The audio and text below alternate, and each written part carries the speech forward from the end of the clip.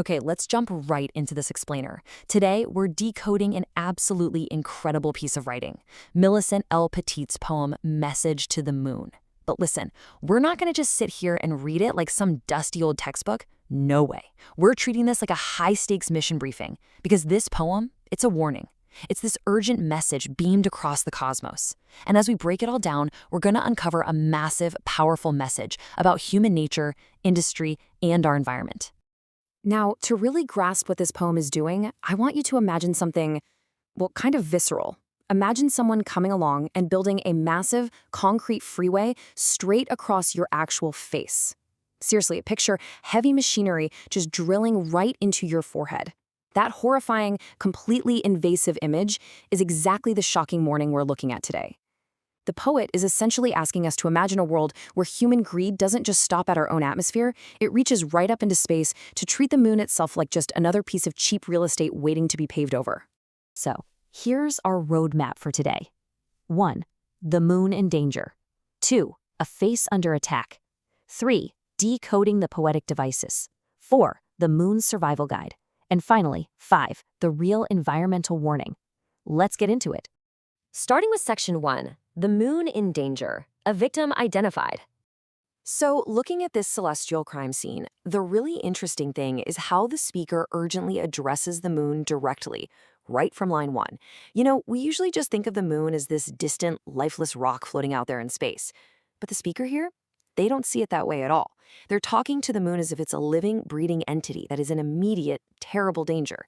It's a highly protective tone. It actually feels like a friend desperately whispering a warning to someone who has no idea they're being hunted.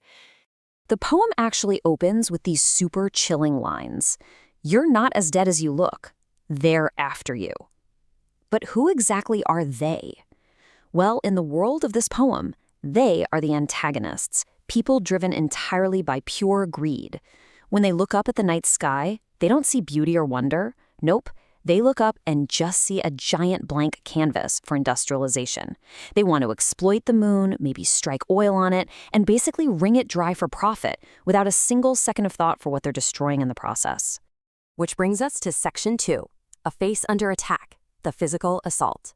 This is where things get really intense. Industrialization here isn't just framed as construction, it's painted as a brutal physical assault.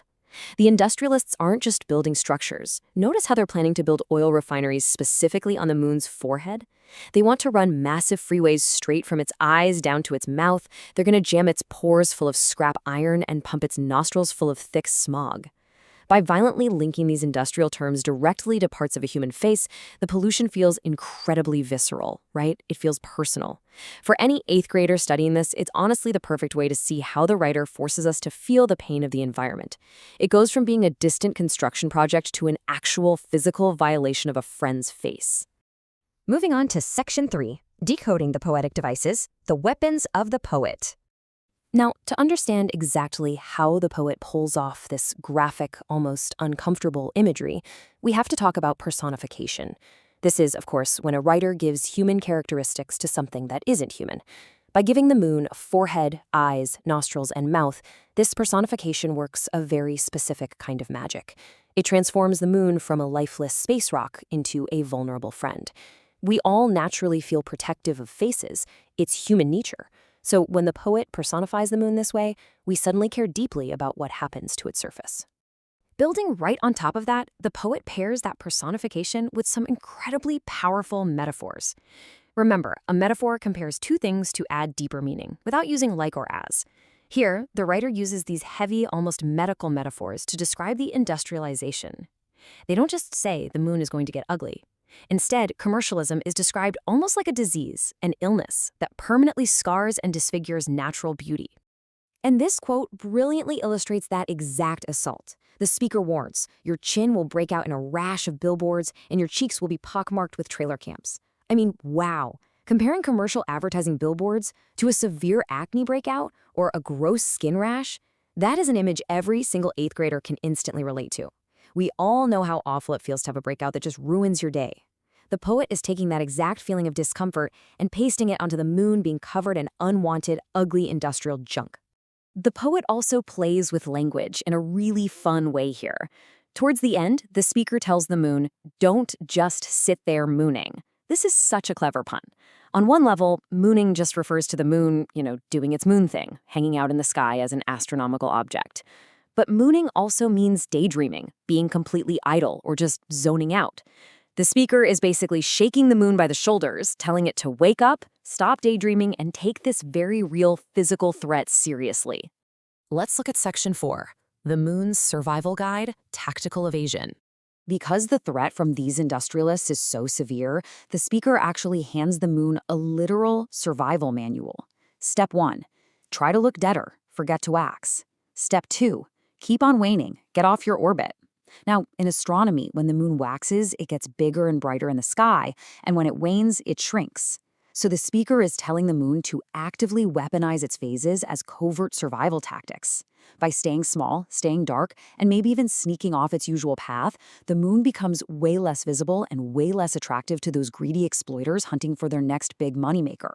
But the ultimate command in this survival guide is just one single powerful word: eclipse. An eclipse, as we know, happens when one celestial body completely obscures the light of another. So the speaker is literally telling the moon to pull a cosmic vanishing act, to just hide completely behind the sun or the earth, plunge itself into total darkness so the industrialists literally can't even find it.